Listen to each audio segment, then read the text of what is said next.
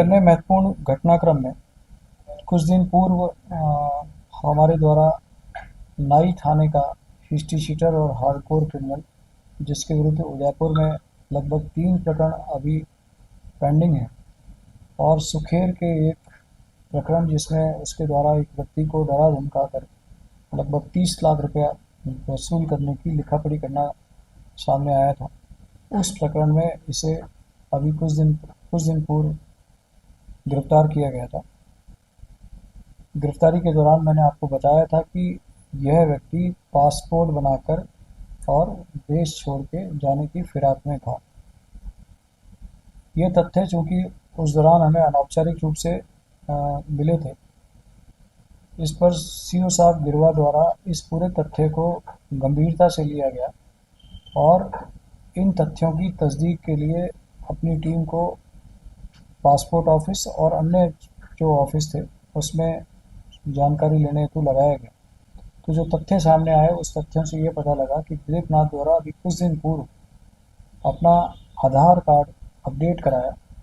Update उसके द्वारा बिहार के एक ज़िले का एड्रेस दे करके और वहाँ अपना आधार कार्ड अपडेट कराया और अपना जन्म स्थान गया का होना बताया।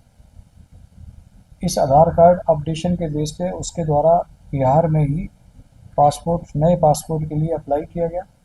अप्लाई करने के पश्चात लगभग 15 अप्रैल के आसपास, लगभग 15 अप्रैल से पूर्व लगभग किसी एक दिन उसका पासपोर्ट ऑफिस में जैसे नियमित रूप से व्यक्ति को व्यक्तिश रूप से उपस्थित होना होता है, वह पासपोर्ट ऑफिस में उपस्थित हुआ और उपस्थित होकर के उसने अपने बायोमेट्रिक्स दिए, अपनी फ़ोटो खिंचवाई और जो दस्तावेज उसको अपने रेजिडेंस के वो आदि उसने प्रस्तुत किए। प्राथमिक जानकारी से ये पता लगा कि उसने पुलिस आदि जांचों से बचने के लिए तत्काल में यह पासपोर्ट आवेदन किया था और पुलिस में यह पुलिस और पासपोर्ट ऑफिस में अपना ये एफिडेविट प्रस्तुत किए कि उसका जो निवास स्थान है वो बिहार का कोठी नामक ज़िला है और वो गया के अंदर उसका जन्म हुआ और उसके विरुद्ध पूर्व में कोई आपराधिक प्रकरण दर्ज नहीं है। इस तरह से उसने मिथ्या तथ्य, कूटरचित तथ्य, शपथ पत्र आदि पासपोर्ट ऑफिस में प्रस्तुत किए और उस तथ्यों और कूटरचित एफिडेविट के आधार पर उसे पासपोर्ट जारी होना भी जानकारी में आया है। ये सभी तथ्य प्राथमिक जांच से सही पाए गए हैं। इन सभी तथ्यों के पश्चात हम औपचारिक रूप से इसमें प्रकरण दर्ज करने हेतु एक 0 नंबरी एफआईआर तुरंत संबंधित थाने को भेजें, जहां पर इसके विरुद्ध यह प्रकरण दर्ज किया जाकर कानूनी कार्रवाई की जाएगी। हालांकि इस पूरी जांच के दौरान चूंकि पुलिस जांच भी औपचारिक रूप से होना आवश्यक होती है, जानकारी अनुसार स्थानीय पुलिस थाने द्वारा इन जो उसके द्वारा जो तथ्य प्रस्तुत किए गए हैं दिलीप नाथ के द्वारा, उनकी तस्दीक नहीं की है और उनके द्वारा बताया गया कि ये जो पता इस व्यक्ति के द्वारा प्रस्तुत किया गया उस नाम पते पर कोई भी व्यक्ति वहाँ नहीं रहता। दिलीप नाथ तत्काल में भी अगर पासपोर्ट अप्लाई किया जाए तो पूरी पुलिस वेरिफिकेशन जरूर होता है। क्या इसमें किसी बड़े स्तर पे कोई वीडियो वगैरह की आपको इसमें देखिए, इसमें जो अभी प्राथमिक जानकारी आई है यह है कि जब यह अजमेर जेल में हाई सिक्योरिटी जेल में था तब यह किसी मोना और सुखा व्यक्ति के नाम के बदमाश के संपर्क में था। प्राथमिक जानकारी अनुसार यही सुखा और मोना जो हार्डकोर बदमाश है, इसी व्यक्ति द्वारा अपने कुछ संपर्कों का सहारा लेकर के और स्थानीय रूप पर कोई मदद लेकर के इस पासपोर्ट को बनाने में मदद की है। जो आप फरमा रहे हैं कि स्थानीय तौर पर इस संदर्भ में किसकी मिलीभगत रही या किस स्तर पर यह गड़बड़ हुई, यह जांच का विषय है।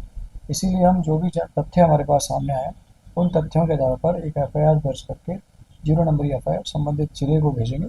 वहाँ इन सभी तथ्यों की संबंधित जिला पुलिस द्वारा अनुसंधान के दौरान सच्चाई का पता लगाया जाएगा। सर, बायोमेट्रिक के अंदर पता नहीं लगा। देखिए, बायोमेट्रिक के दौरान चूंकि मेरे को नहीं लगता इसका पुराना कभी कोई पासपोर्ट बना हुआ होगा, इसलिए, और आधार कार्ड तो उसने अपडेट कराया ही अपना, तो आधार कार्ड में चूंकि अपडेट हुआ है तो आधार कार्ड के अंदर भी बायोमेट्रिक्स इसी के हैं, किसी और के नहीं। तो ऑब्वियसली वो बायोमेट्रिक से शायद वहाँ पकड़ में नहीं आया होगा, क्योंकि अपनी इम्पर्सोनेट तो नहीं किया, सिर्फ अपने जो तथ्य थे, अपना जो निवास स्थान था या अपने बारे में जो उसको तथ्य बताए जाने थे, वो उसने कूटरचित रूप से प्रस्तुत किए। व्यक्ति वही था।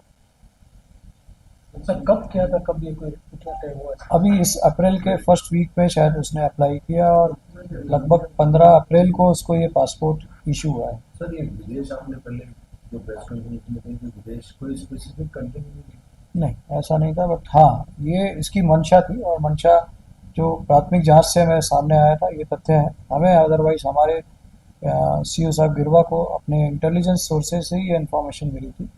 उसी आधार पर वो तथ्य हमने आपसे लास्ट प्रेस ब्रीफिंग के अंदर शेयर किया था और उसी को ही आगे बढ़ाते हुए तस्दीक की गई, तो ये सभी तथ्य सही निकले।